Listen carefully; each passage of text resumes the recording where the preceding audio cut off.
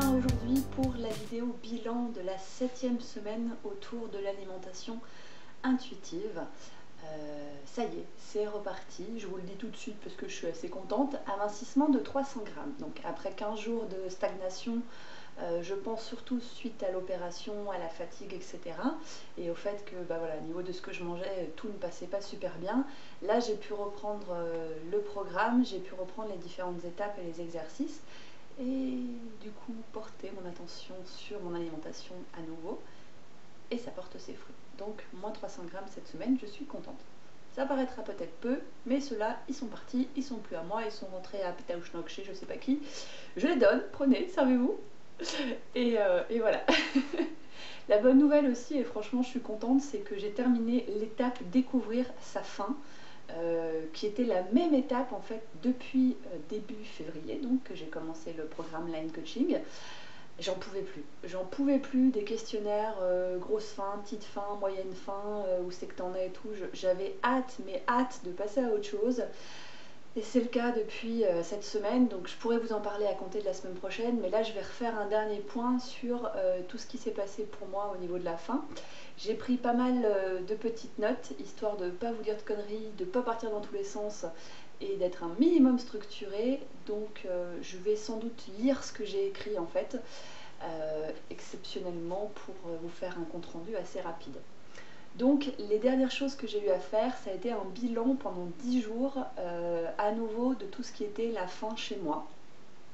Donc j'ai dû reconnaître la faim, savoir si elle était petite, si elle était moyenne, si elle était grande, si elle était agréable ou pas, comment je la vivais.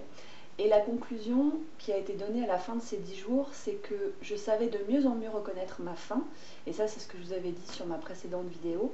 Mais il était souligné que j'avais tendance à n'attendre que la petite faim et non pas ce que eux appellent la bonne faim. Et c'est vrai que dès que je commence à avoir faim, dès les premiers symptômes, on va dire les petits gargouillis, le creux dans le ventre, etc., je me mets en alerte, qu'est-ce que je vais manger bientôt, quoi. Et j'ai repensé à certaines choses qui me sont arrivées, notamment il y a très longtemps. J'ai souffert de la faim sur une période très limitée puisque ça a duré entre une semaine et 10 jours, mais j'ai souffert de la faim. Je n'ai pas eu à manger à ma faim et je crois que c'est vraiment resté comme une sorte de traumatisme en fait, qui fait que j'ai toujours cette appréhension d'avoir suffisamment à manger et de savoir si je vais pouvoir manger quand j'aurai faim en fait. Donc je suis quelqu'un qui a toujours un truc dans sa poche, un truc à grignoter dans son sac, ou qui va avoir un peu de monnaie pour s'acheter un truc au cas où, etc. Et j'y avais pas repensé en fait, depuis quelques temps. Et là, en revoyant à nouveau ce commentaire, je me suis dit, bon, il y a un truc qui n'est pas réglé par rapport à ça, il va falloir que je me penche sur la question. J'avais, il y a quelques mois de ça, fait une journée de jeûne, juste pour me prouver que je pouvais y arriver, et j'avais réussi, donc j'étais super contente. Mais je pense que ça explique aussi un petit peu cette difficulté que j'ai dès qu'on essaye de m'imposer une façon de manger ou une restriction, etc. Où j'ai quelque chose en moi qui se réveille en me disant non, plus jamais ça, et hop. Alors qu'en fait les conditions sont plus les mêmes. Mais voilà, il y a une remise à niveau qui se fait pas, on va dire. Du coup, suite à ce questionnaire sur 10 jours, j'ai eu à nouveau pendant 7 jours un autre questionnaire basé bien évidemment sur la petite, la bonne et la grande faim, qui consistait à justement m'obliger à sauter des repas comme j'avais pu vous l'expliquer pour vraiment atteindre cette sensation de bonne faim, ce que eux appellent la bonne faim.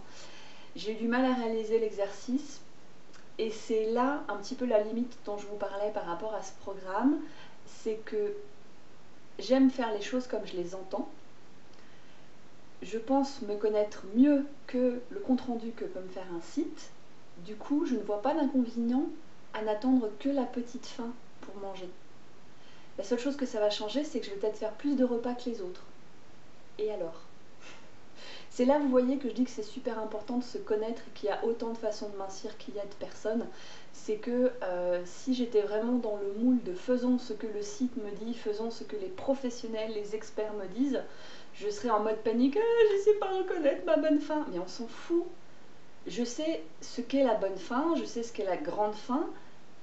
Mais pour mon bien-être, et à la fois physique, mais surtout là pour le coup psychologique, et ben si pour l'instant je suis plus à l'aise avec la petite, et ben je reste avec la petite. Et puis dans quelques mois, on verra si ça évolue. Mais pour l'instant, j'ai besoin de ce cadre d'assurance, de confort, avant d'aller plus loin. Chacun son rythme, chacun ses étapes. Si quelque chose dont je ne vous avais pas parlé par rapport aux aspects positifs de ce site, et que je voudrais évoquer maintenant avant de l'oublier, c'est les quiz.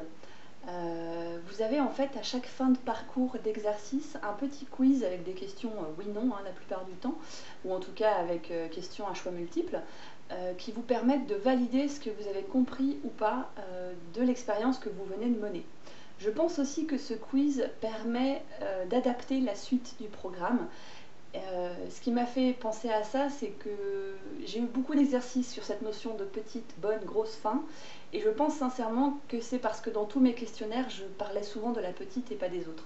Donc à mon avis, ça permet d'adapter le programme. C'est une supposition, j'ai aucune confirmation du truc, mais je pense que ça aide vraiment à personnaliser autant que possible l'approche de la technique en fait.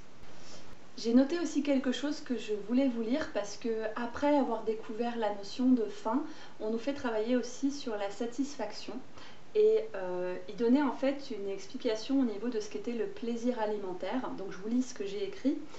Il disait voilà, le plaisir alimentaire en fait ça va être la distinction entre la disparition d'une sensation désagréable, la faim, et l'apparition d'une sensation agréable, la satisfaction.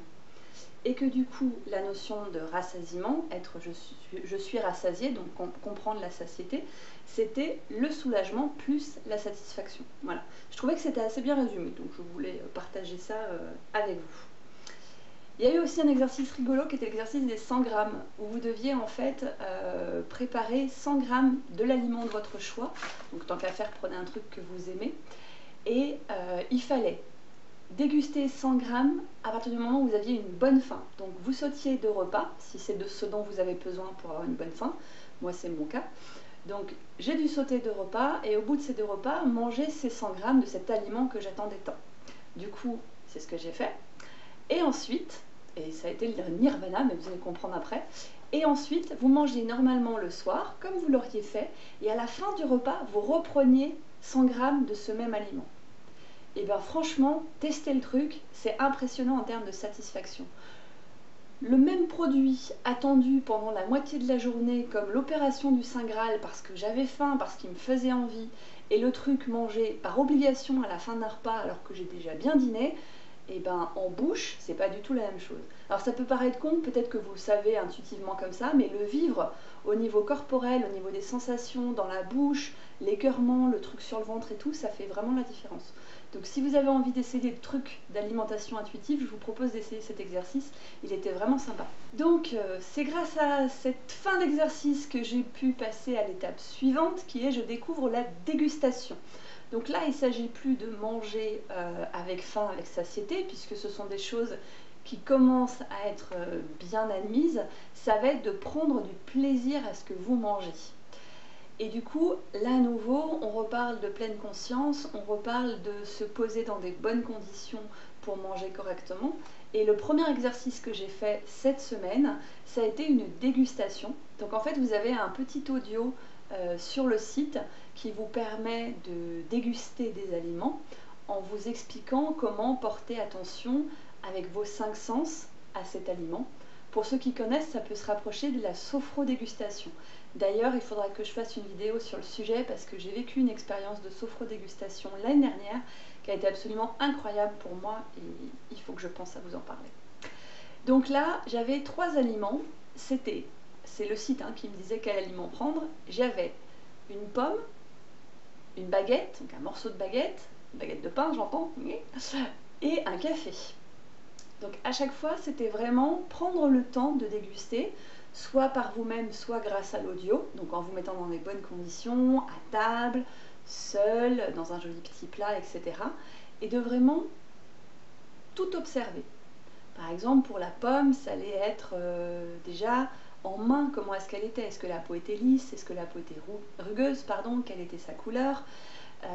Est-ce qu'elle avait une odeur particulière? Après, quand on croquait, est-ce que justement elle était croquante ou déjà un petit peu molle parce que tannée? Est-ce qu'elle était sucrée? Est-ce qu'elle était acide? Enfin, vous voyez, c'était tout ce genre de choses Après, pour la pomme, ça marchait pas forcément, c'est un peu plus compliqué, mais si vous prenez la baguette de pain, vous pouvez par exemple le bruit que ça fait quand vous croquez, le bruit à l'intérieur, mais aussi au départ, quand vous enlevez votre morceau de pain de votre baguette, quand ça craque, quand vous appuyez dessus, etc., les petits bruissements de la nuit, tout ça. C'est super rigolo à faire. Après, clairement, je ne vais pas manger comme ça tous les jours parce que c'est un peu long. C'est même très très long et ça peut vite être chiant en ce qui me concerne. Mais c'est une expérience, je trouve, à vivre pour appréhender l'alimentation, pour appréhender l'aliment autrement que comme je prends, je mets dans ma bouche, j'avale et on n'en parle plus, quoi. Un peu comme aussi l'exercice de saliver et de garder un aliment dans la bouche. J'y suis pas encore, mais je sais qu'ils vont me le faire faire à un moment ou à un autre. Donc je vous raconterai ça au moment venu. Du coup là, depuis hier, j'ai un nouveau carnet d'observation à remplir, mais cette fois-ci autour de la dégustation. Donc je dois à nouveau indiquer à chaque fois que je mange quelque chose, dans quelles conditions je le mange. Mais là, pour le coup, on me demande vraiment de quantifier l'intensité de la concentration dans laquelle je déguste. C'est-à-dire, est-ce que je mange par automatisme? Est-ce que je prends vraiment le temps de regarder mon aliment avant de l'avaler? Est-ce que je prête attention à comment est-ce qu'il est en bouche, etc. Donc c'est vraiment un gros travail d'observation. Il y a quelque chose que je ne crois pas vous avoir dit et que je précise aussi, parce que c'est vrai que ça peut paraître contraignant de devoir à chaque fois aller sur l'ordinateur pour remplir, etc. Tous les carnets en fait, d'observation sont imprimables. Donc vous pouvez tout à fait en imprimer plusieurs pages pour les faire au fur et à mesure, soit chaque jour, soit chaque semaine. Et puis du coup, de ne prendre qu'un temps sur l'ordinateur pour y remplir. Voilà. Donc là, j'ai commencé cette activité juste samedi, donc hier, puisque là on est dimanche. Donc c'est trop tôt pour vous en parler, donc je vous parlerai toute la partie dégustation et du coup de ma sophro-dégustation plutôt la semaine prochaine. Mais je suis vraiment contente d'avoir passé une étape parce que j'avais vraiment l'impression de tourner en rond ces dernières semaines et je pense que ça n'a pas aidé non plus, comme je vous parlais, d'une certaine lassitude par rapport à l'outil. Là, ça remet un petit coup de peps et c'est pas mal. Voilà, donc 300 grammes d'éliminés au compteur, je suis bien contente et je vous retrouve du coup le week-end prochain pour la suite de mes aventures vlog régime ou pas. Ciao!